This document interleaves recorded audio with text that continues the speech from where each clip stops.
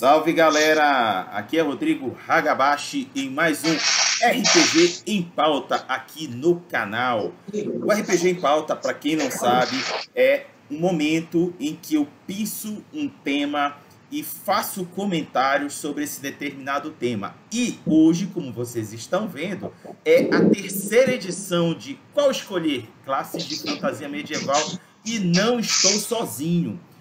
Estou com uma dupla fantástica que vai me ajudar a esclarecer uma coisa muito específica de D&D, que é a tal da origem das classes. Pode ser que vocês não saibam, mas tem muito mais além do que está escrito nas entrelinhas desses livros que vocês manuseiam aí na hora de rolar os dados. E esses caras sabem o que está escrito, o que está por trás, o que está por trás do véu. E hoje eles vão desvelar essas informações. Mas antes que eu dê oportunidade para esses caras botarem tudo para fora, compartilhar com vocês toda essa preciosidade, eu vou ler um pouco dessa origem, pelo menos que está nas linhas.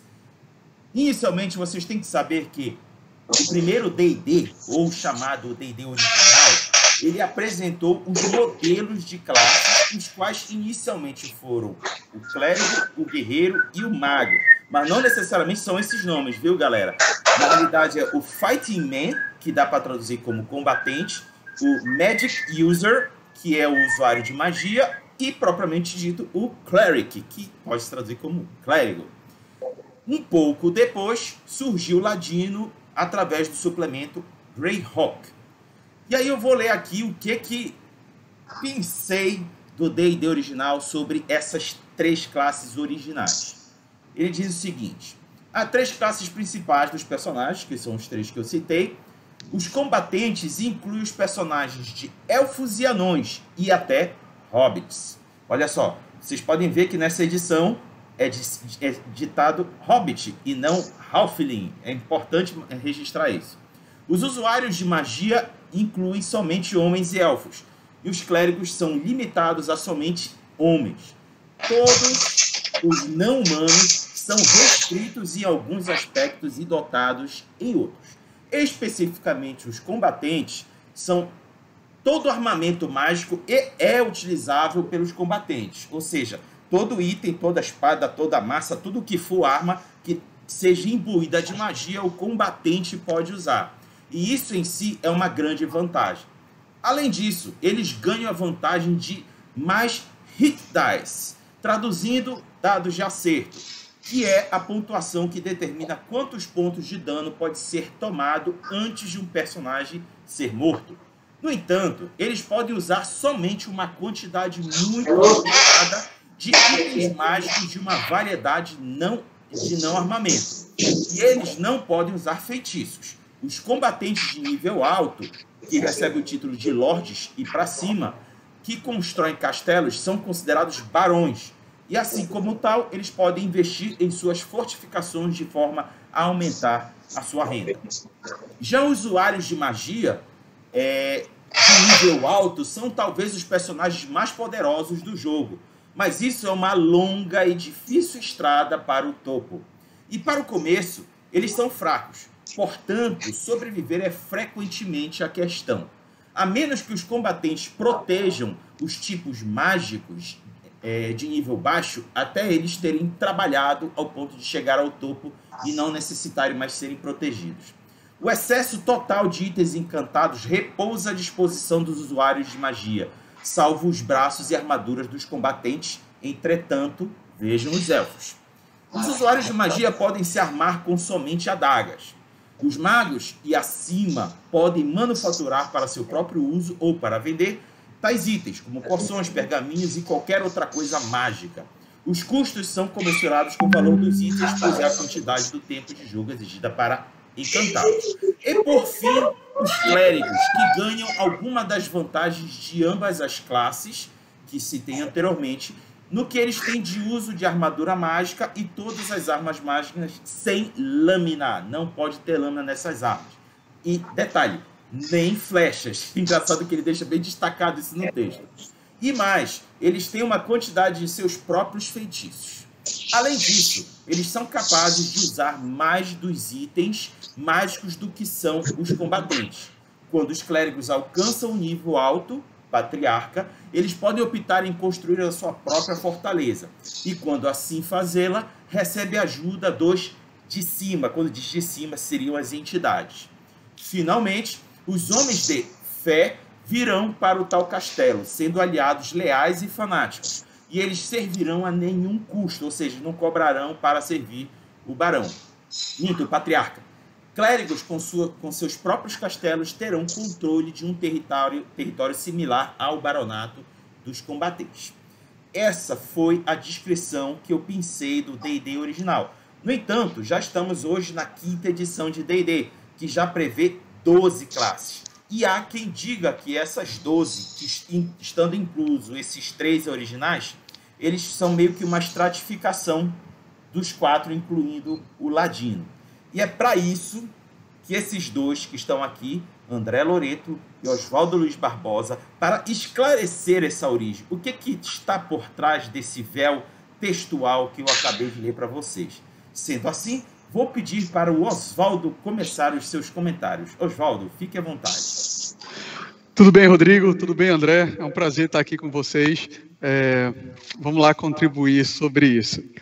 Acho que o principal ponto, até para quem está acompanhando a gente, poder entender qual é a nossa abordagem, com as edições futuras, né, a gente já está na 5ª, já se fala nos Estados Unidos até já em algumas ideias para a 6ª edição, o D&D foi mudando, e o D&D vai incorporando alguns elementos da nossa sociedade. E uma coisa que eu reparo, principalmente para os novos jogadores, ou as pessoas que estão tendo contato com o D&D agora, até porque o D&D ele vive uma nova fase de ouro com a sua 5ª edição, é de pensar nessas classes que surgiu lá no D&D como funções. É algo que é do videogame, é algo que não foi o World of Warcraft que criou, mas se popularizou com o sucesso do WoW. Então, é muito comum você verificar aqui, por exemplo, o guerreiro e todas as classes vinculadas ao guerreiro, o paladino, o range e o bárbaro, elas têm funções, uma função primária de tancar. O mago, o ladino e mais algum outro mais voluntária teriam seriam DPS. E outras classes, o mago, o paladino, o clérigo, o bardo, elas vão ser classe líder, classe suporte, que vai ser o controle de vários inimigos ou dar apoio àqueles outros personagens. E eu tenho a visão de que quando o D&D foi criado, quando as classes surgiram, elas não tinham essa preocupação de preencher funções. Ainda que elas tivessem as suas funções ali na dinâmica do jogo, elas não tinham, o Gary Gygax não tinha preocupação que essas classes, ao serem criadas, elas iriam preencher essas funções. Pausa aí rapidinho. Pode falar. Sim, aparece para mim também. Pronto, e aí, Rodrigo, recomeço da onde? Tu estava falando do Gary Gygax. Retomando, pessoal, devido a uma falha técnica que aconteceu aqui, o Gary Gygax, ao criar as classes, ele não tinha essa ideia que as classes seriam criadas para preencher determinadas funções. Elas tinham, sim, funções ali na proposta dele para o jogo, mas elas foram criadas muito mais por outros motivos que a gente vai debater ao longo do vídeo aqui, do que preencher essas 3 funções, de causar dano, dar suporte ou tancar. Sim. Fala, galera. Sou Loreto. 2 períodos no tempo, fazendo um jabá aqui básico. É o seguinte, eu jogo D&D há muito tempo.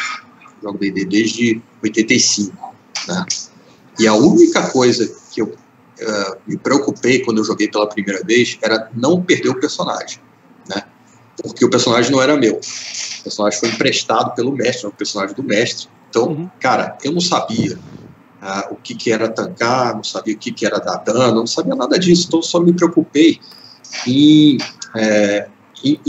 curtir aquele momento do jogo, né, e conseguir fazer com que tudo desse certo com os caras que estavam jogando do meu lado. Né.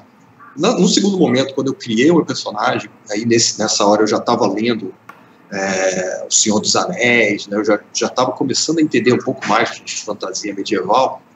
Eu também não me preocupei em nada disso. Eu simplesmente quis fazer um personagem que eu gostasse, que no caso era um paladino. Né? Eu comecei jogando no D&D, no AD&D primeira edição. Muito boa escolha, viu, Loreto? Então, cara, acredito eu que naquele momento, lá na década de 70, eles não se preocupavam em criar realmente esse grupo de personagens aqui vai fazer essa função, esse daqui vai fazer aquela. Isso é um fenômeno novo, isso é uma coisa que começou, no meu modo de ver, começou na 3.5, se aprofundou muito na 4ª edição do D&D e foi bem diluído na 5ª edição. Né? A 5ª edição é meio que uma volta para a 2ª edição, é tipo um resgate do D&D mais antigo e tal, que era jogado com toda a evolução sistemática do jogo. Né? Então, assim, acho que essa coisa de estar muito dividido em funções é uma coisa nova e que, como o Oswaldo falou, talvez essa nova geração ache que o D&D é dessa forma, mas ele não foi concebido desta maneira. Né? O que o Oswaldo tinha comentado, cada um tem uma função básica. Por exemplo, eu sou guerreiro, eu estou aqui para defender, porque eu sou o homem da arma. Né? Eu sou o cara que vai usar a armadura mais pesada, que vai aguentar mais dano. Então, teoricamente, ele é o cara que vai estar ali no bloco da frente para defender os que estão atrás. Né? O clérigo era o quê? Era o cara que ia fornecer hit points a mais, né? Pontos de vidas a mais para os caras que estavam na frente. E o mago, ele vai conseguir atingir uma galera que está em grande número, concentrada em grande número. Ele dá dano por área, né? Vamos dizer mais ou menos assim. Né? Então, não quer dizer que o cara que está na frente ele vai tancar sempre, não. Entendeu? Os personagens, eles estavam ali também para o cara poder interpretar o que ele gostava de jogar. Por exemplo, eu li O Senhor dos Anéis, eu gostava do Aragorn. Pô, eu quero um personagem que se encaixe mais ou menos naquilo que o Aragorn fazia e que eu possa criar uma história para um personagem meu. Entendeu? Eu acredito que é mais na interpretação do que muitas vezes numa função de videogame, por exemplo. Né? O pessoal, muitas pessoas acreditam que o D&D é só combate. Né? Ficou isso meio que no subconsciente das pessoas. Né? E eu vou te falar que isso depende muito do cara que está mestrando. Né? Ele pode ser muito mais interpretativo do que combate, pode ser muito mais combate do que interpretativo. Né? Depende muito da pessoa que está mestrando. Então, eu acho que quando o cara inventou o D&D, ele estava pensando muito na interpretação dos personagens. Né? Não sei, tu acha? Raga, eu concordo 100% com o Loreto, e eu queria aproveitar para a gente trazer a essência. Quando o Greg Higgs estava testando, e pelo D&D ser o RPG, né, trazer esse conceito, muita coisa nas primeiras edições, na famosa caixa branca, ainda é teste, e fruto de teste de usuários, frutos de jogadores que depois foram inseridos na Dragon Magazine ou suplementos.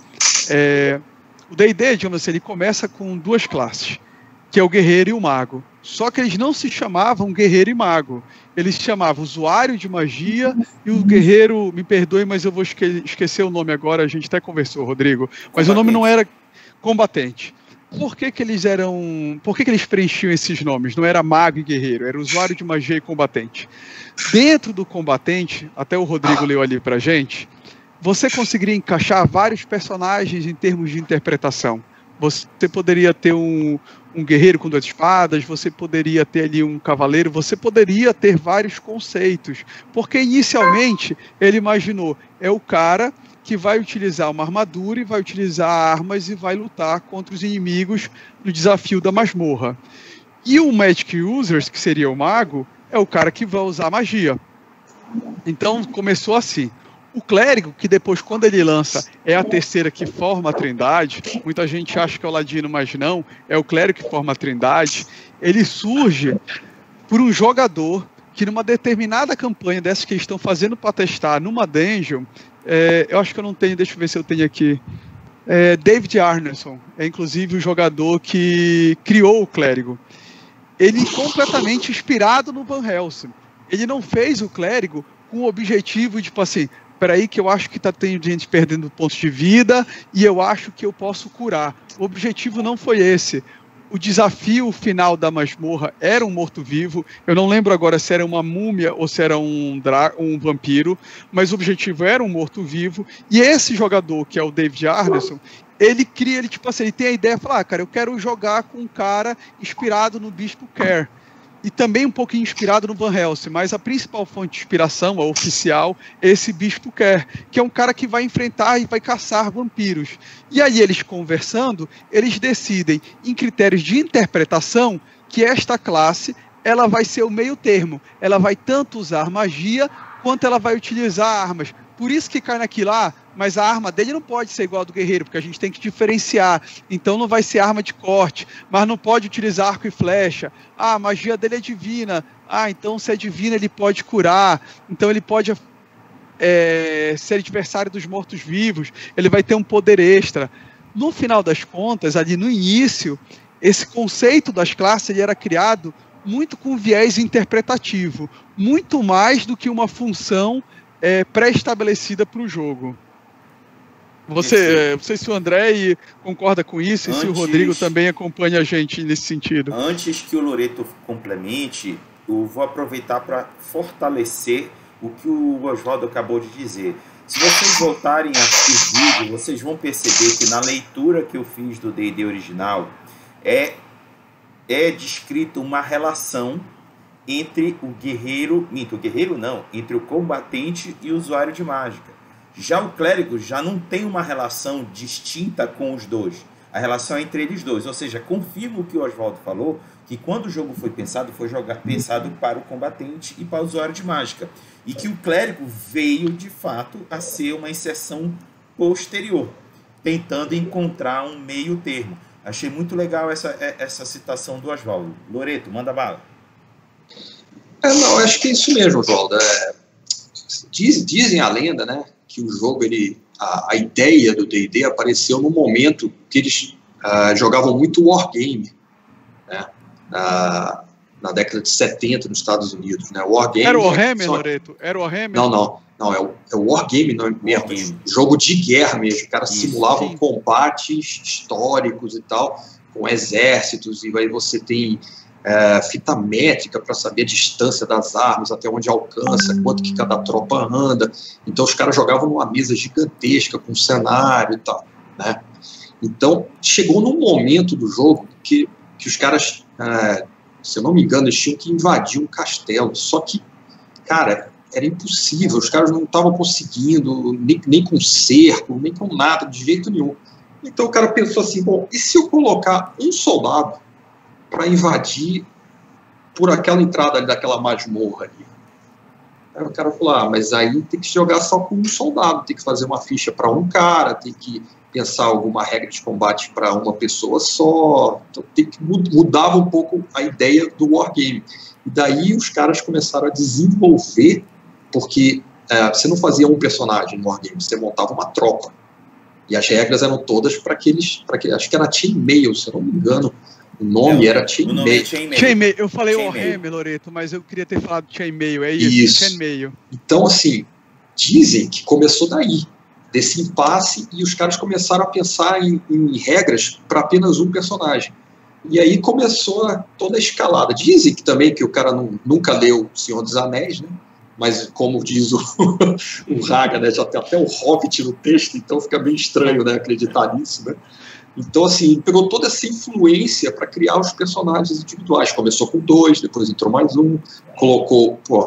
é impossível o cara não pensar no Robin Hood, né, cara? Então, assim, o cara tem que colocar um cara meio ladino ali no meio e tal, depois foi criado o ladrão, e aí começou a desencadear todas as classes que existem, né? Anexaram as raças. E assim, André, eu reforço o que tu tá falando, porque nessa White Box, tu via que tinha uma série de restrições, que era a visão que o Gary Gygax e os demais tinham, de que, por exemplo, determinadas classes, elas só podiam ser para raças. Não muito pensando em bônus, ou uma função, então vamos combinar aqui porque o elfo vai dar poder nem nada. Era uma visão bem interpretativa. Eles pensavam assim, o clérigo ele não pode ser para elfo e anão. Eu acho que anão não podia ser os magic users. O mago era o elfo. Era elfo, mago e, se não me engano, o guerreiro. O anão era o guerreiro. O anão não podia ser usuário de magia. Não podia usar magia. Na interpretação deles, na visão que eles tinham, interpretativamente não cabe. Não tinha como. Eu reforço também a ideia de que o D&D não foi planejado dessa forma, e por mais estranho que pareça que era um jogo que vem do Wargame, como o Loreto citou, é um jogo que vai depender durante muito tempo de tabuleiro, focado no Dungeon Crawler. Ainda assim, as classes foram criadas com mais motivos interpretativos do que funções. Você depois tem Paladino, você tem Bárbaro, você tem Monge, você tem o Ranger, e nenhum deles é criado como funções. Quando o Paladino é criado, é inspiração num conto, até que eu falei naquele vídeo que a gente gravou, que é Three Lions and... Três Corações, Três Leões e Três Corações, ou o inverso, num personagem específico. Já existia, ou logo depois veio o Cavaleiro. O Gary Gygax cria o conceito como a gente conhece do Paladino, mas já existia o Cavaleiro, não era para ser o Cavaleiro. Você tem a criação do Bardo. O que era o Bardo? O Bardo era um guerreiro que ele poderia fazer outras coisas mais. Nenhum deles é pensado, nenhuma dessas classes, quando elas são criadas originalmente, é preencher funções pré-estabelecidas no combate. É sim dar mais versatilidade e interpretação. É só a gente pensar, qual é a função do monge? Quando o monge é criado. Até porque, se o cara quisesse fazer um jogo com funções pré-estabelecidas, ele jogava o Wargame. Exato. Precisaria criar todo um sistema, um cenário todo para poder... O monge é influência oriental mesmo. Quando assim, cara, mas vamos experimentar aqui essa influência oriental? Vamos, ele se criou o monge. Tanto que ele saiu depois, né? Depois de um tempo, ele saiu. Exato. Porque ele virou opção. Encaixe, né? Ele virou opção do mestre apenas. E depois, lá para frente, eles colocaram de novo como opção para o player poder construir um monge. Deixa eu fazer aqui uma intervenção. No primeiro vídeo que eu fiz sobre a questão das classes, eu falei uma coisa que é fundamental para a questão da classe já nos dias de hoje. Tem muitos jogos, por exemplo, como Tormenta 20 e Pathfinder, que tem classes que são novidade. E elas são utilizáveis no cenário que o jogo está trazendo. Fazem sentido no cenário do jogo. Então, é muito disso que vocês estão falando do monge ou outras classes que existem hoje em D&D. Foram considerados alguns cenários em que eles são utilizáveis para se jogar. Então, isso poderia justificar o que nós temos hoje de 12 classes disponíveis de jogo. Quem pode mandar? Eu, particularmente, cara, eu não gosto de todas essas classes e raças que existem no D&D. Talvez por ser mais old school, eu gosto mais de limitar um pouco. Lógico, se o cara quiser fazer um Tiefling, Warlord, ele pode fazer o que ele quiser, mas eu, particularmente, eu não gosto muito. Acredito que isso já é uma influência, né, de toda essa outras mídias que existem de RPG em volta da gente, né? E como o pessoal gosta, eles acabam inserindo isso nos livros de regras para as pessoas poderem usar. Exatamente. Né? Mas eu, particularmente, eu não gosto muito. Eu vou fazer, Raga, eu vou aproveitar a tua pergunta e a resposta do Loreto, e eu vou trazer, digamos assim, um histórico. Até o Loreto com o Fábio fizeram um trabalho bacana nisso. A gente tem o D&D, né, o White Box, depois vem as outras versões, aí o D&D tem até um desdobramento em que ele tem a parte de um board game, tem a parte do RPG em si, e depois a gente tem o AD&D. No AD&D, ele ainda mantém uma questão que é muito importante, que era a questão de níveis. Para a classe. Então, por exemplo, algumas classes eram consideradas mais difíceis de você interpretar. E como é que isso se traduzia em mecânica de número? Você tinha uma progressão mais difícil. Quem é old school sabe o quanto que era difícil jogar mago primeiro nível, que tu tinha um D4 de vida e uma adaga dava um D4 de dano. Sem armadura? Sem armadura, sem nada. Então, assim, Mas quando tu chegava lá perto do 10º nível, meu amigo, mago era o Gandalf. Então, assim, o D&D ainda mantinha, ele não queria saber da importância disso ali no combate, no equilíbrio, e cada jogador ter sua função. Pelo contrário, é interpretação. Se você quer jogar com mago, você sabe que é uma classe que você no começo vai ter dificuldade, porque você é um mago iniciante, só que quando você adquirir conhecimento, amigo, você vai se tornar o cara. Você vai se tornar algo... E travou o Oswaldo aqui para mim. Travou também. Mas, assim... Tanto é, só complementar aqui, que o Paladino era muito difícil na segunda edição, né? Porque, assim, você tinha o Dungeons and Dragons, que evoluiu para o Advanced Dungeons and Dragons, né? A diferença era que eles queriam colocar uns cenários diferentes no jogo. Então, pessoal, desculpa, eu caí aqui. Não, tranquilo. Então virou o Advanced Dungeons and Dragons, que você tinha regras para você jogar fora das dungeons, fora daqueles cenários pequenos de combate, então para você poder interpretar mais. E você tinha, exatamente como o Oswaldo estava falando, o mago era muito difícil de você evoluir, o paladino era muito difícil de evoluir, o ranger também não era fácil de evoluir, não era nem fácil de fazer, cara, porque antigamente você rolava 3d6 na ordem, para você construir seu personagem. E você tinha os pré-requisitos de atributos, né? E você tinha pré-requisito. Se você quer ser um paladino, você tem que ter 16 de carisma. Quem é que coloca 16 de carisma jogando a D&D? 17, não, Loreto? Acho que era 16, eu acho. Acho que era 16. E quando você ia subir de nível, o mestre, dependendo da sua interpretação, você podia dar 10% a mais de XP para esse cara, se o cara interpretasse muito bem o personagem. Né? Então, por aí você vê como eles tentavam, né, incentivar a interpretação dos personagens, dizendo que o mestre poderia dar 10% a mais, né, para o cara. Aí depois... Desculpa. Pode falar. Aí depois, assim, perfeito, isso que o Loreto falou era o que, nessa linha que eu seguia. Depois a gente tem a terceira edição, que ela é fantástica, e a terceira edição acaba com algumas coisas que ficaram datadas. Elas ficaram datadas no D&D. Mais ou menos boa, né? Só que a terceira edição, ela cai naquilo que o Loreto levantou. Ela foi ampliando demais, fazendo muita vontade dos jogadores. Exato. E na final 3.5, tu já tinha o Troll, que era paladino, bardo e o caramba. Ela permitiu um liquidificador de coisas e combos que realmente...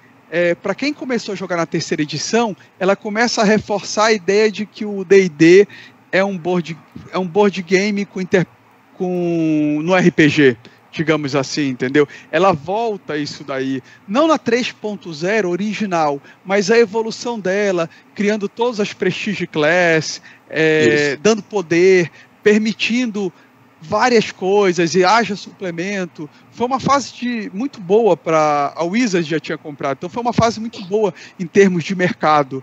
Eles começaram a vender e haja suplemento, haja miniatura, haja subproduto, só que se perdeu ali o rumo.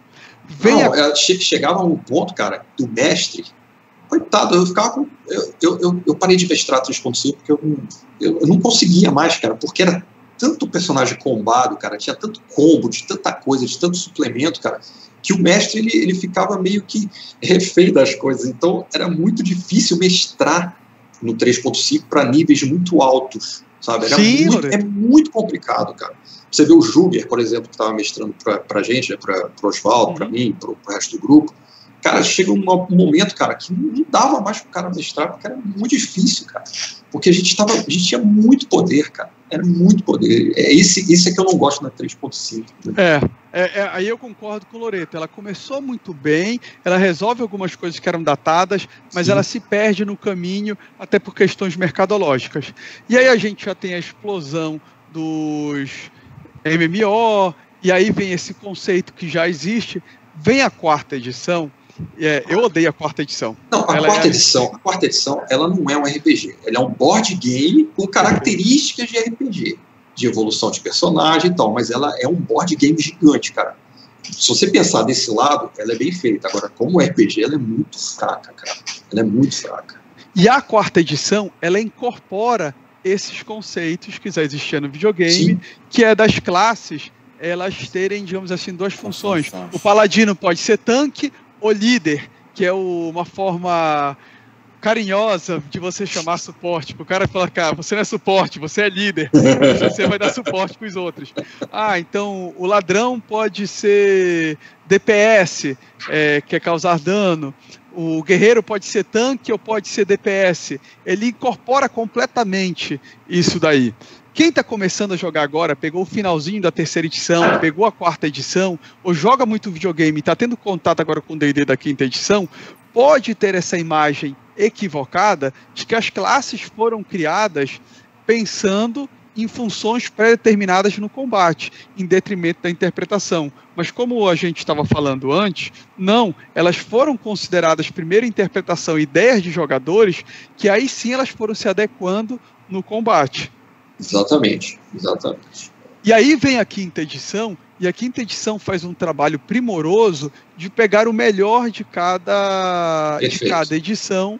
Acho até que ela desconsidera a 4ª, mas aí a implicância minha com a 4ª edição. Não, ela usa, mas ela usa somente na parte do combate.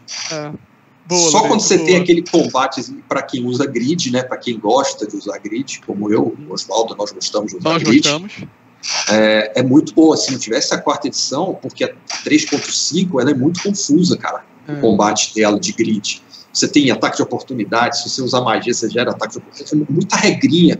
E na 5ª edição, eles pegaram a 4ª, eles secaram, e na 5ª secou mais ainda do que já existia na 4ª, entendeu? Mas ele meio que o resto eles ignoraram completamente. Né? Então a 5ª edição ela corrige essa questão de onde ela volta para o prumo. Mas a gente percebe, Raga, que para jogadores mais novos, quem não jogou a D&D ou quem não conhece a história do Dungeons & Dragons ainda carrega muito esse limitador de interpretação, de ver que, tipo assim, ao escolher essa classe, eu vou ter uma função pré-estabelecida no jogo. E não, você pode fazer o que você quiser, você tem total liberdade. Como o Loreto fala, eu não sei se você, Rodrigo, gostaria que a gente enveredasse por esse lado, mas até um certo desconhecimento de achar que o D&D é matar, pilhar e destruir, e achar que o storyteller é interpretação. Na verdade, não.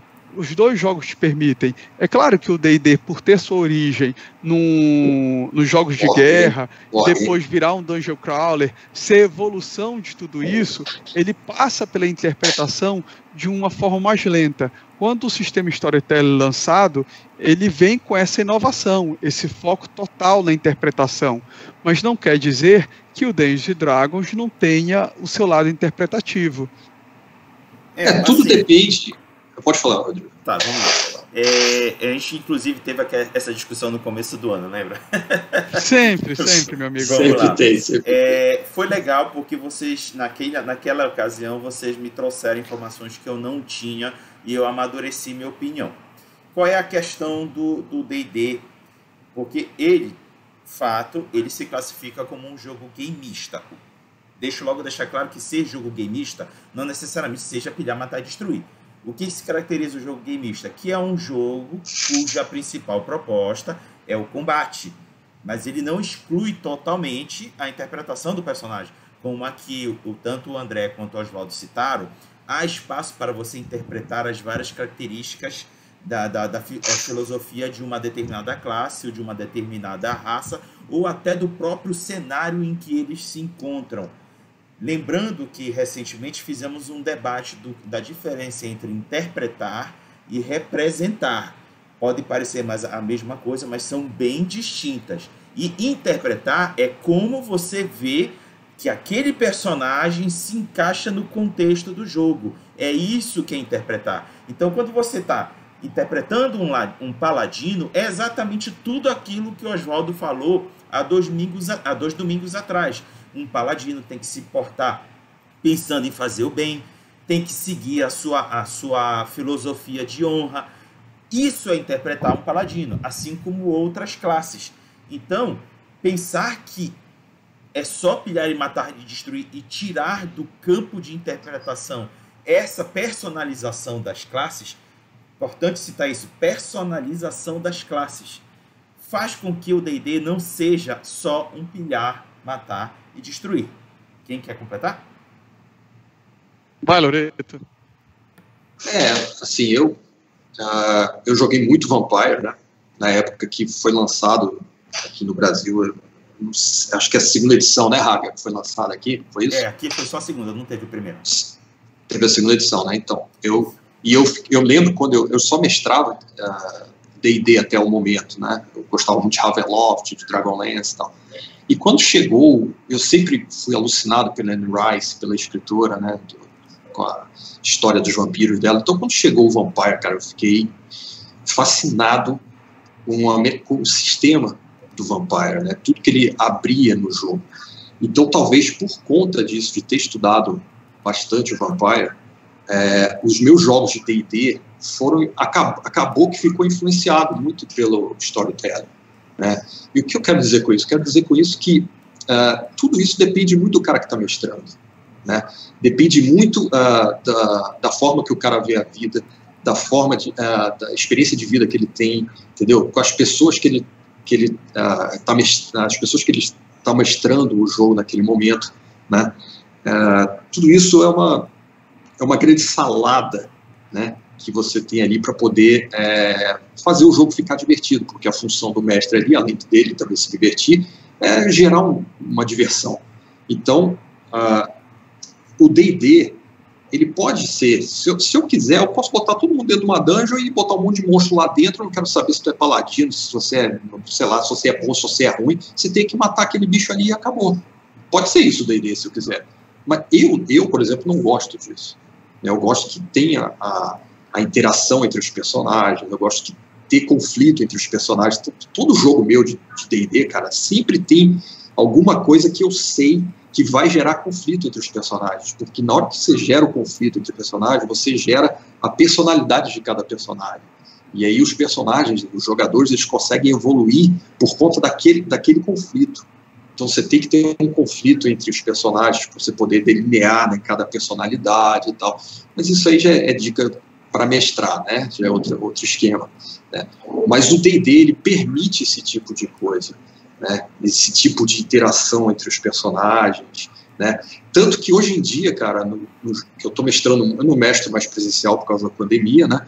Mas eu estou mestrando pelo Fantasy Ground, né? Via internet, e eu uso muito isso, cara, tanto que dificilmente eu coloco combate. Eu só ponho o combate na hora que realmente não tem jeito do cara resolver a situação, vai no combate. E eu sei que todo jogador de D&D gosta de rolar o D20, gosta de tirar o 20, gosta de dar o último, né, a última pancada do jogo, né, para poder destruir o vilão.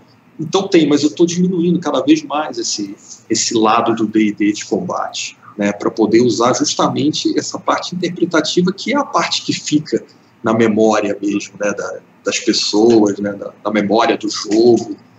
Então, assim, eu acho que o D&D ele pode ser muito mais interpretativo do que só combate, né? Não sei, Oswaldo.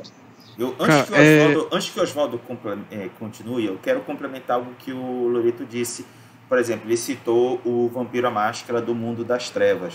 Apesar dele ter uma pegada narrativista, mas dependendo do narrador, pode ser simplesmente um jogo de combate. Afinal de contas, você já deve ter escutado a famosos Vampiros do Zodíaco. Dependendo de quem está narrando, é isso que pode ser, gente. E aí me pergunto, tá errado? Não, não tá errado. Se tá divertindo, por que não? Tudo bem que não é a proposta do jogo, mas é a forma como os caras querem jogar. Oswaldo? Raga, perfeito, Raga. Esse é o cerne da questão. A gente não pode tornar D&D, Storyteller, um negócio Marvel versus DC, você tem que escolher você tem que jogar interpretando, nossa, você vai ser indicado ao Oscar, e se você jogar matar, pilhar e destruir, você não presta, você não é digno de ser considerado jogador de RPG. O que importa é você se divertir. Todos os sistemas permitem. A gente tem no D&D um cenário de fantasia medieval, que é um cenário riquíssimo, com várias interpretações, com vários contos, inclusive de fontes fora do RPG. cara, isso é um infinito de interpretação. A gente tem elfos no D&D, tem elfos do Tolkien, a gente tem elfos do The Witcher, a gente tem elfos do Dragon Age, que são vários aspectos, várias camadas, em que você pode traçar ali o seu personagem. Eu estou falando de uma raça, eu não joguei classe, eu não joguei mundo. Quando eu for jogando essas camadas, olha como esse personagem ele se torna complexo. Eu posso te fazer anões, enfim, cara, o cenário de fantasia medieval é riquíssimo para a gente se prender a estereótipos e ter que estar amarrados a eles. Eu já tive a oportunidade de jogar Storyteller com Haga, numa campanha memorável em que eram vampiros e lobisomens. Eu já tive a oportunidade de jogar com Loreto, é um dos mestres que me ajuda a crescer como paladino. E, cara, o importante é você se divertir. A gente não pode esquecer essa que é a essência do RPG, a gente não pode se prender em preconceitos, ainda mais nos dias de hoje, em que a gente tende a seguir visões, e se a nossa visão não for a certa, tudo aquilo ali que é diferente é errado. Cara, perfeito isso que você está falando, João, perfeito, cara. É muito ruim, cara, quando o cara, por exemplo, eu jogo D&D, eu não quero saber de vampire, aquele negócio de vampirinho e tal. Não, cara, é muito ruim esse radicalismo, sabe? Porque o cara perde uma outra visão de jogo completamente riquíssima, cara, que é o storytelling. A pessoa perde. A mesma coisa quando o cara joga... Eu vivi isso muito em BH, cara. Em BH era uma divisão extrema entre jogadores de D&D e jogadores de Vampire, na década de 90. Então, assim, e eu ficava no meio, porque eu jogava os dois. Então eu falava, gente, os dois são bons. Depende do que você quer pro teu jogo, depende do que você quer interpretar. Os dois são sensacionais para você jogar. Naquela época o D&D ainda era a segunda edição, né, o Advanced Dungeons and Dragons, né, com Ravenloft, Forgotten, Dragonlance, Greyhawk, Spelljammer, qual outro tinha? Tinha aquele dos portais, como é que chamava aquele dos portais que você ia pro teatro? Enfim, esqueci o nome do cenário. Portais, esse aí, Loreto, é velha guarda mesmo.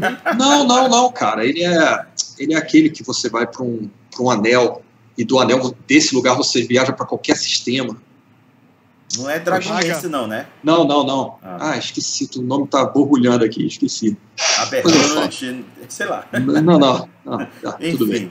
Vocês têm mais alguma coisa a adicionar? Pessoal, para vocês verem como o Loreto ele joga há muito tempo, hein?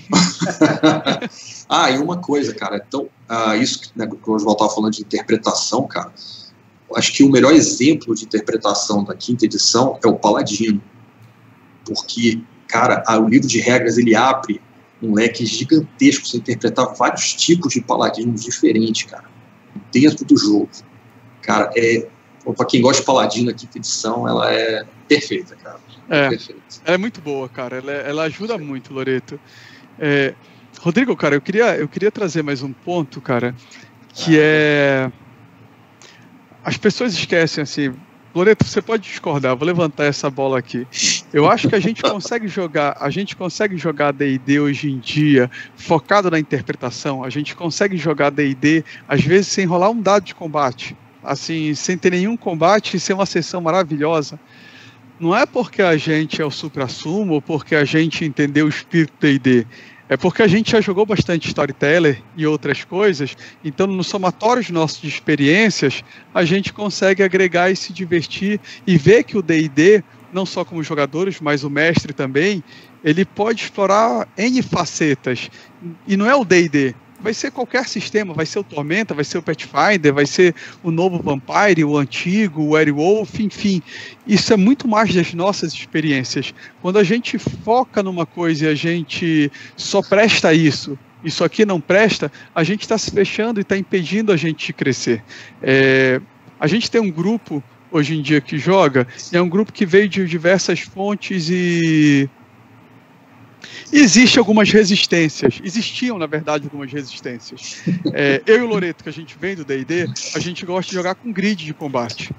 Não é porque o combate vai se tornar chato, ele vai se tornar, peraí, tu andou 6, mas o mestre precisava que tu andasse 7 para poder fazer aquele foco narrativo e tu não andou, teu personagem só pode andar 6, tá preso no quadradinho. Não é isso.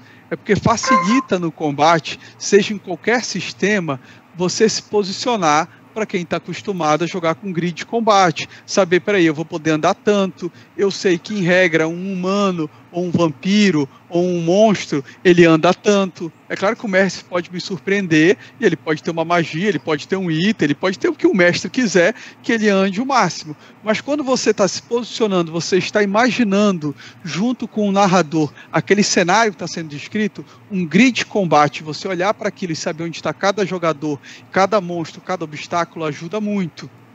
Assim como quem vem do storyteller, quem vem com esse lado do vampire mais forte, tem uma facilidade maior para passar uma aventura todinha só conversando e você não fazer teste nada. As decisões serem todas tomadas pelo mestre, pelo bom senso do mestre.